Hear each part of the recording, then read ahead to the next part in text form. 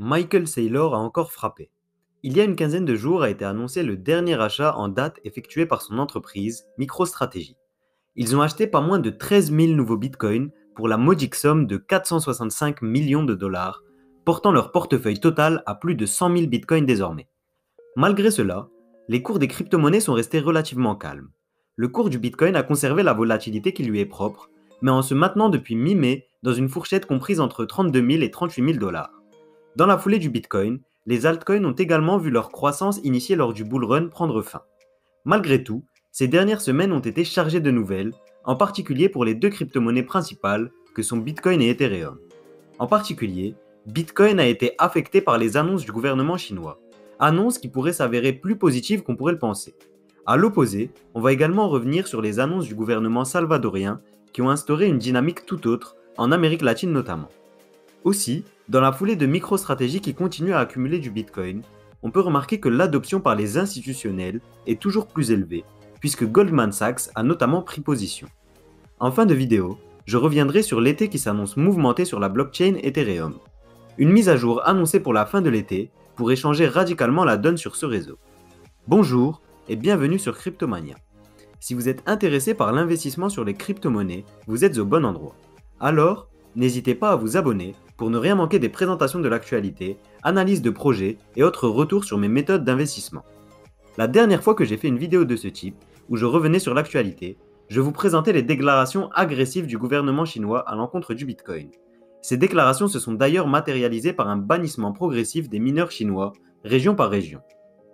La détention de crypto-monnaies était déjà interdite en Chine depuis 2017, mais le minage avait été maintenu.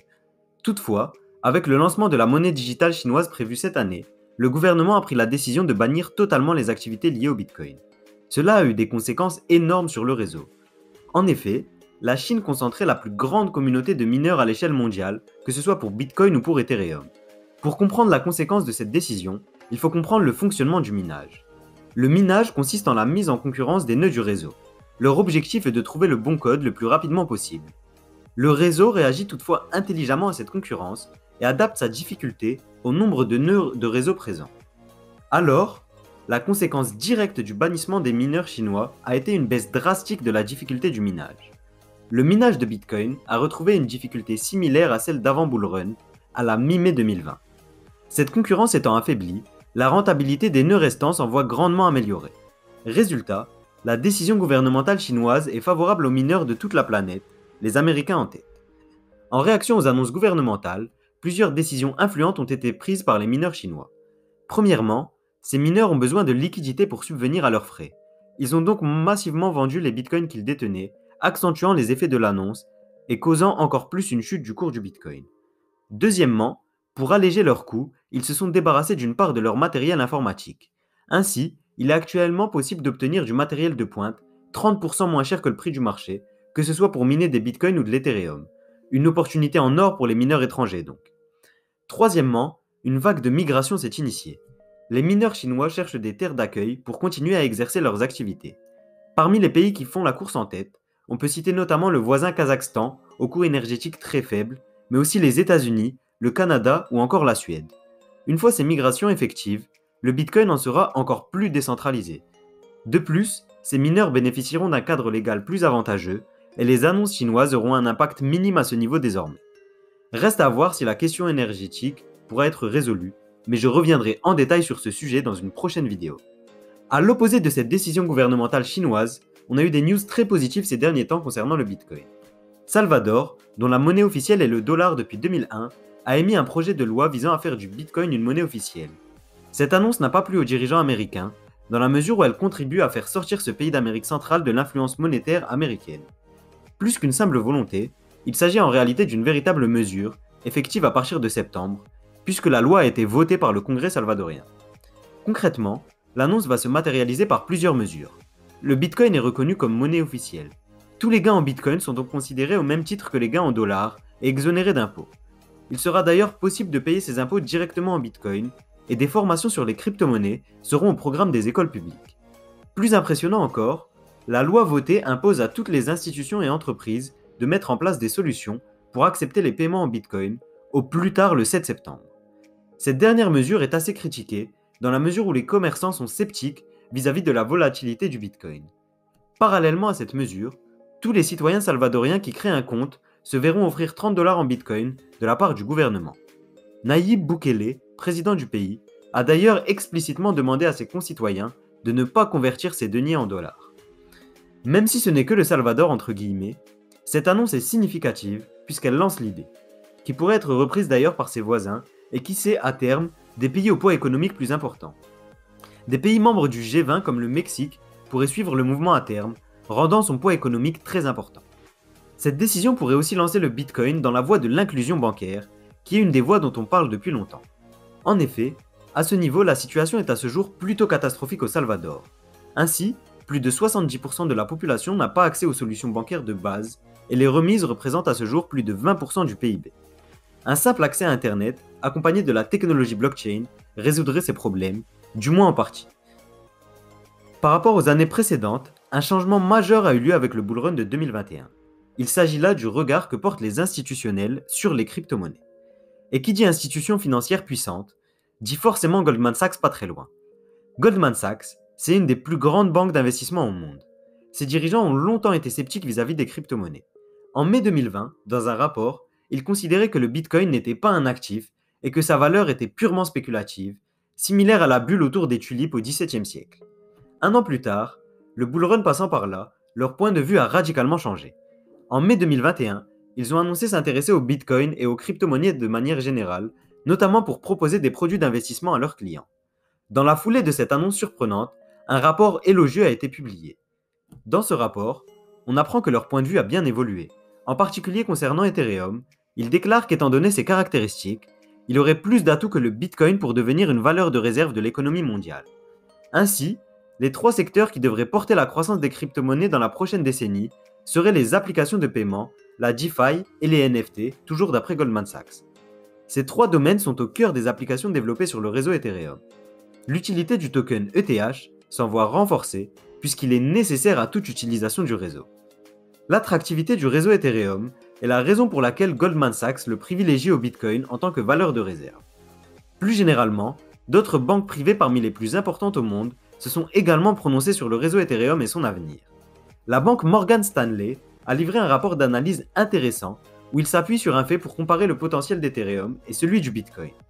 En effet, durant les 6 premiers mois de l'année 2021, l'activité a été plus forte sur le réseau Ethereum que sur le réseau Bitcoin, en dépit de la taille 2 à 3 fois plus importante de ce dernier. Dans la foulée de cette déclaration, ils ont pris position sur le Bitcoin en investissant plus d'1 million de dollars via le fonds d'investissement Grayscale. Au-delà de ces déclarations, qui ont d'ailleurs été rejointes par les déclarations de JP Morgan également, l'intérêt est lui bien concret. Dans les prochains mois, 2 sociétés ont annoncé lancer des produits de stacking destinés justement à ces investisseurs au portefeuille bien garni, avec des assurances et des garanties correspondant à leurs besoins. Étant donné la position long terme de ces institutionnels, il n'est pas étonnant de les voir adopter cette position, notamment sur le stacking.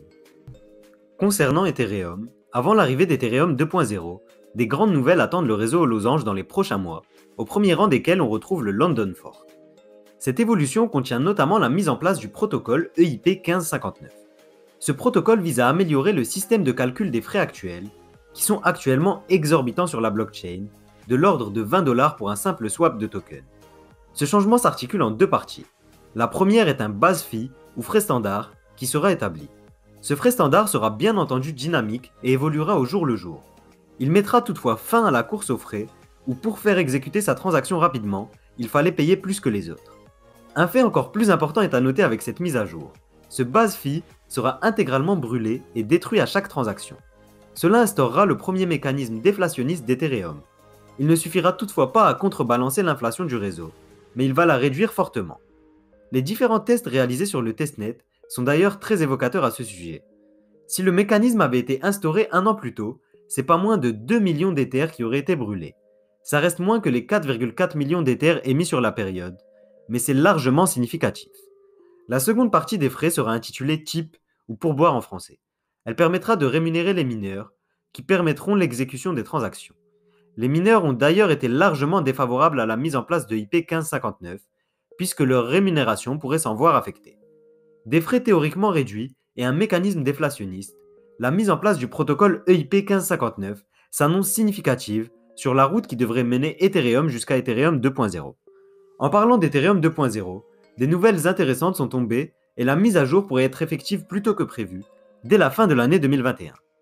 Pour conclure, j'aimerais revenir sur un élément. Malgré la chute qu'on a connue en mai, l'étude de Goldman Sachs a révélé des chiffres intéressants. Plus de 85% des portefeuilles Ethereum et 70% des portefeuilles Bitcoin sont gagnants à l'heure actuelle. Il y a un an, ces chiffres étaient de 50% et 20% respectivement. Il semble donc que le long terme soit la clé, encore une fois, dans les crypto-monnaies. Le fait que cet élément soit évoqué dans le rapport d'analyse de Goldman Sachs révèle évidemment l'importance qu'ils accordent au long terme, voire au très long terme.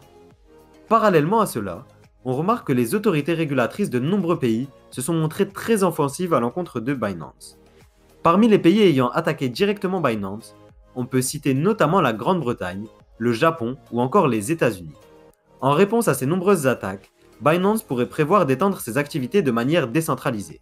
Des dires du PDG sur Twitter, l'idée serait de se concentrer sur la Binance Smart Chain et son token le BNB. Malgré tout, associer Binance et décentralisation peut sembler utopique. La situation semble être bien meilleure pour certains autres exchanges. Ainsi, Coinbase prévoit d'étendre ses activités, tant géographiquement qu'en termes de crypto-monnaies proposées. Ainsi, alors qu'un token doit répondre à 70 critères avant d'être listé sur la plateforme, ce nombre va baisser à 12, ouvrant la voie à toujours plus de projets. Plus impressionnant encore, l'exchange FTX vient de nouer le plus gros partenariat de l'histoire de l'e-sport avec l'équipe de e-sport TSM. Ce contrat de sponsoring s'établit à hauteur de 210 millions de dollars sur 10 ans. Merci à vous d'avoir regardé cette vidéo.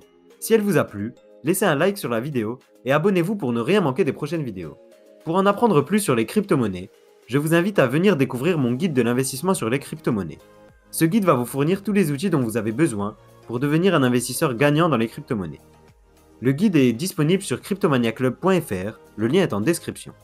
Je vous invite également à me rejoindre sur Instagram, le lien est aussi en description. C'est tout pour moi, je vous dis à demain ou vendredi pour une nouvelle vidéo.